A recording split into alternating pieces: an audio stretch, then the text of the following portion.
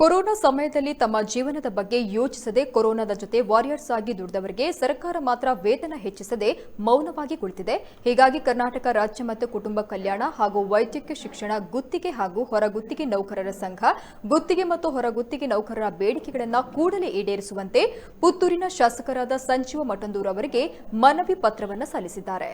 ಇವರ ಮನವಿಗೆ ಸ್ಪಂದಿಸಿದ ಪುತ್ತೂರಿನ ಶಾಸಕ ಸಂಜೀವ ಮಠಂದೂರು ಆರೋಗ್ಯ ಸಚಿವರಲ್ಲಿ ಹಾಗೂ ವೈದ್ಯಕೀಯ ಶಿಕ್ಷಣ ಸಚಿವರಲ್ಲಿ ಮಾತಾಡಿ ನಿಮ್ಮ ಬೇಡಿಕೆಯನ್ನು ಈಡೇರಿಸುವ ಕೆಲಸ ಮಾಡ್ತೇನೆ ಎಂದು ಭರವಸೆ ನೀಡಿದ್ದಾರೆ.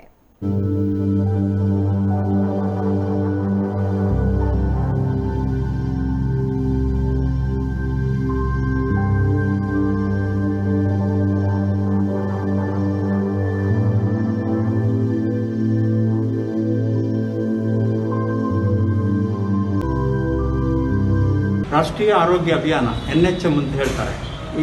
ಈ ಒಂದು ಕಾರ್ಯಕ್ರಮದ ಅಡಿಯಲ್ಲಿ ರಾಜ್ಯದಲ್ಲಿ ಸುಮಾರು 30,000 ನೌಕರರು ಗುತ್ತಿಗೆ ಮತ್ತು ಹೊರಗುತ್ತಿಗೆ ಆಧಾರದಲ್ಲಿ ಕೆಲಸ ಮಾಡ್ತಾ ಇದ್ದಾರೆ. ಕೊರೋನಾ ಸಂದರ್ಭದಲ್ಲಿ ಇವರು ಕೊರೋನಾ ವಾರಿಯರ್ಸ್ ಆಗಿ ಕೆಲಸ ನಿರ್ವಹಿಸಿದ್ದಾರೆ. ಇವರ ವಿವಿಧ ಬೇಡಿಕೆಗಳ ಬಗ್ಗೆ ಒಂದು ಧರಣಿ ನಡೀತಾ ಇದೆ ರಾಜ್ಯದಾದ್ಯಂತ. ಈಗಾಗಲೇ ವೈದ್ಯರಿಗೆ ವೇತನ ಜಾಸ್ತಿ ಮಾಡಿದರು ಮತ್ತು ಅವರಿಗೆ ಅಲವೆನ್ಸ್ ಜಾಸ್ತಿ ಮಾಡಿದರು, ಭತ್ಯೆಯನ್ನು ಜಾಸ್ತಿ ಮಾಡಿದರು. ಆದರೆ ವೈದ್ಯರೇತರ ನೌಕರರಿಗೆ ಯಾವುದೇ ಬೇಡಿಕೆಗಳನ್ನು ಪರಿಗಣಿಸಿಲ್ಲ ಮತ್ತು ಅವರ ಭತ್ಯೆಯನ್ನು ಪರಿಷ್ಕರಣೆ ಮಾಡಲಿಲ್ಲ, ವೇತನ ಜಾಸ್ತಿ ಮಾಡಲಿಲ್ಲ.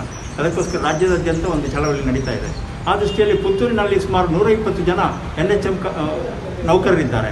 ಇವರು ವಿವಿಧ ಬೇಡಿಕೆಗಳಿಗಾಗಿ ಇವತ್ತು ಶಾಸಕರನ್ನು ಸಂಪರ್ಕಿಸಿ ನಮ್ಮ ಬೇಡಿಕೆಗಳನ್ನು ಈಡೇರಿಸುವಂತೆ ಶಿಫಾರಸು ಮಾಡಬೇಕು ಅಂತೇಳಿ ಮುಖ್ಯಮಂತ್ರಿಗಳಿಗೆ ಹಾಗೆ ಆರೋಗ್ಯ ಮಂತ್ರಿಗಳಿಗೆ ಹಾಗೆ ಪ್ರಿನ್ಸಿಪಾಲ್ ಸೆಕ್ರೆಟರಿ ಹೆಲ್ತ್ ಡಿಪಾರ್ಟ್ಮೆಂಟಿಗೆ ಕೂಡ ಒಂದು ಶಿಫಾರಸು ಮಾಡಿ ನಮ್ಮ ಬೇಡಿಕೆಯನ್ನು ಈಡೇರಿಸಬೇಕು ಅಂತೇಳಿ ಕೇಳಿಕೊಂಡಿದ್ದಾರೆ. ಇವತ್ತು ಏನು ಕೊರೋನಾಕ್ಕೋಸ್ಕರ ದುಡಿದಿದ್ದಾರೆ, ಜೀವವನ್ನು ತೆತ್ತಿದ್ದಾರೆ, ಹಗಲಿರುಳು ದುಡಿದಿದ್ದಾರೆ, ಇಂಥ ಒಂದು ಗುತ್ತಿಗೆ ನೌಕರರು ಇರ್ಬೋದು ಅಥವಾ ಹೊರಗುತ್ತಿಗೆ ನೌಕರರು ಇರ್ಬೋದು, ಇವರ ಬೇಡಿಕೆಯನ್ನು ಈಡೇರಿಸುವುದು ಅನಿವಾರ್ಯ. ಯಾಕೆಂತ ಹೇಳಿದ್ರೆ ಇವತ್ತು ಕಳೆದ 3-4 ತಿಂಗಳಿಂದ ಕೊರೋನಾ ವಾರಿಯರ್ಸ್ ದುಡಿದಷ್ಟು ಯಾರು ದುಡಿಲಿಲ್ಲ. ಆದರೆ ಇವರಿಗೆ ₹1 ಕೂಡ ಹೆಚ್ಚುವರಿ ವೇತನ ಕೊಡಲಿಲ್ಲ. ಮತ್ತು ಈ NHM ಕಾರ್ಯಕರ್ತರಿಗೆ ವೇತನ ಹಾಗೆ ಸೇವಾ ಬದ್ಧತೆ ಕೂಡ ಇಲ್ಲ.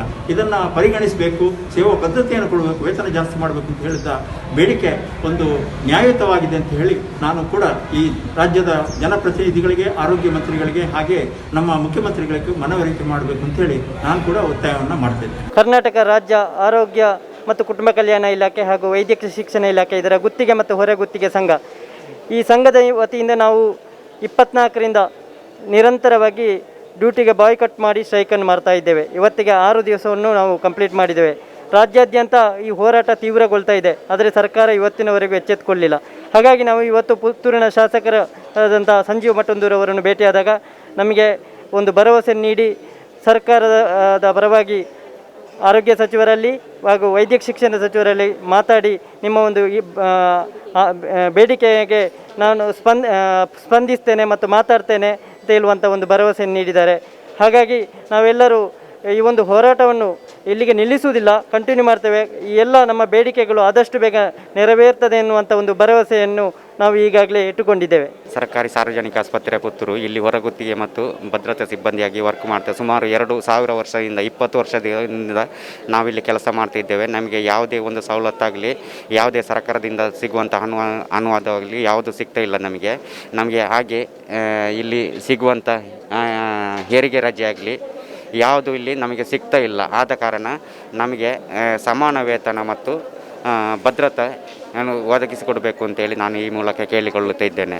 ಹಾಗೆ ನಮ್ಮ ಪುತ್ತೂರು ಶಾಸಕರಾದಂಥ ಸಂಜೀವ ಮಠಂದೂರು ಇವರಿಗೆ ನಾವು ಮನವಿಯನ್ನು ಇರುತ್ತೇವೆ. ಅವರು ಭರವಸೆ ಕೊಟ್ಟಿದ್ದಾರೆ ನಮಗೆ ಸರ್ಕಾರ ಮಟ್ಟದಲ್ಲಿ ನಿಮ್ಮ ಭರವಸೆಯನ್ನು ಈಡೇರಿಸಿದ್ದೇನೆ ಅಂತೇಳಿ.